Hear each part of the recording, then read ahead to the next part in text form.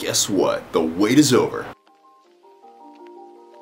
Alright you guys, well I apologize that this video has taken so long between traveling, you know, the coronavirus, all of this stuff, having to catch up on extra work. It's just been chaos trying to find the time to film videos like this, but here we are, no more excuses, we're getting it done. Today we're going to be talking about how to structure workouts. That's within the workout itself, but also within your schedule. So how do you find the time and to make sure that you're not just jumbled up, you don't know what you're doing, you're making sure you're staying focused, staying clear. That's what we're doing here in this video. So first things first, I want you guys to think about two things. I want to make sure that you have a goal, and I want to make sure that you have blocked out time. If you're just starting out with, hey, you know, I just want to get in shape, that's all I want to do, and it's kind of ambiguous like that, it's not like very specifically fat loss or very specifically muscular endurance, power output, being able to run a marathon, something like that, your training is going to be a little bit harder to stay consistent with, because consistency is the absolute key. And if it's ambiguous, it's going to be something that's easy to let go of, easy to forget, easy to not incorporate into your schedule every single day, and you're going to lose sight of it. So first things first, set a goal.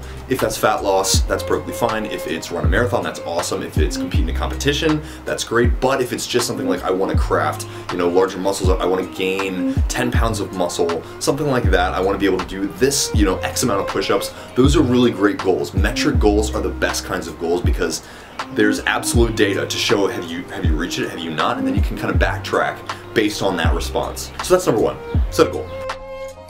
Number two, you want to make absolutely sure that you have time in your schedule to succeed. Those who don't plan to succeed plan to fail, and so you want to make sure that there's time blocked out of your schedule, that you're going to be able to work out, that you're going to be able to get those gains in, because if you're not planning it, if you're not, you know, marking it down in your schedule, blocking it out, it's going to be ambiguous again. And so all that we're doing here is making sure that we are maximizing our capacity to stay consistent. Because again guys, I'm going to say that a billion times in this video probably, but consistency is absolutely key.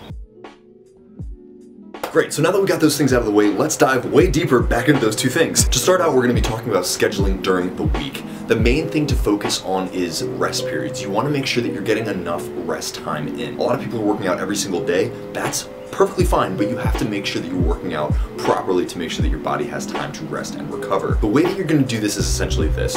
Based on how much you work a muscle group, that's how much time you want to allow yourself to recover. Say for example you do a really hard leg day. You do squats, you do lunges, you're doing hip thrusts, you're doing all these exercises, you get out of the gym an hour and a half later, and you know that the next 3 or 4 days you are going to be sore. The bottom line here is you want to take 4 or 5 days to recover. You don't want to do another hard leg day for another week at least. And you're going to know, your body's going to tell you, your body's going to get sore or maybe not so sore. Let's look at the other side of the coin. Say for example you have a chest day but you also incorporate legs. A lot of the time what I'll do, I have a push-pull split that I usually use for myself and my clients. And I'll include legs a lot of the time. I'll include, you know, a couple sets of squats, maybe a couple sets of deadlifts. And you're going to find that your legs are not really getting that sore if you do something like that. Your legs are going to be, yeah, you're going to feel a pump. The next day you're not going to wake up and have your legs be super sore. Again, this totally depends on where you're at as far as your fitness level. You know, I'm pretty advanced, so if I just do a couple sets of squats, I'm not going to get sore. I'm still progressing, right? I'm still tearing my muscle fibers, but just not as much. And thus, I don't need as much time to recover, and so I can do things pretty regularly. I'm also incorporating regular rest days overall. Simply put, you want to make sure you're structuring your workouts so that you are exerting energy from your muscles, right? You are putting resistance against your muscles, tearing them to some degree, and then you're allowing them time to heal. And the way that you're going to know is based on feeling, but also time. The more that you work out, the more variation that you do, the more that you stick with one plan, right? Stick with a plan, but then after a couple months, maybe after a month and a half, 2 months, you switch plans, you try something new. That variation is going to give you data that then you can work off of to see, okay, here's what works for me. Now I know what that feeling is like and I know how much time I need to recover, and thus I can work from there. So that's your week, right? Let's look at the workout itself. Always you want to start with a warm-up and a stretch. No matter what, start with a warm-up and a stretch. You want to make sure that you're preparing your muscles, preparing your joints, preparing your tendons. This can be a couple minutes of jumping jacks, this can be maybe a 10-minute jog, maybe a 10-minute bike, but just something that so you're exerting your muscles, you are getting that blood flowing, you're loosening your body up, and you're preparing for the actual workout. Stretching, same kind of thing. You want to make sure that you're not getting injured. You know, stretch out your body, make sure that you're nice and loose so that, you know, you don't pull something. About 2.5 years ago, I failed to stretch before a workout. I failed to stretch before, you know, a heavy squat workout. And so I basically just walked into the gym, took my stuff off, you know, dusted off my hands and said, okay, let's do this. Loaded up the squat bar, didn't warm up, and immediately went for it. What happened was I pulled a muscle in my back. It left me unable to do squats or really any other kind of heavy lifting for about a year and a half.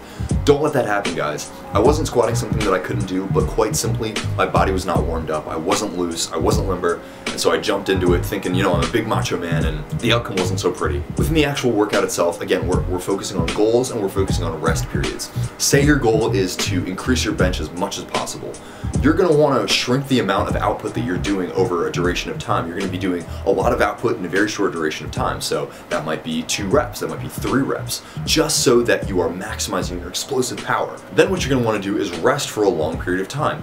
You want to maximize the amount of energy that you're gonna have to exert in the next set. So having a longer rest period is gonna be really, really beneficial for you. On the flip side, say you're trying to kind of lose fat, you just wanna exert as much energy as possible.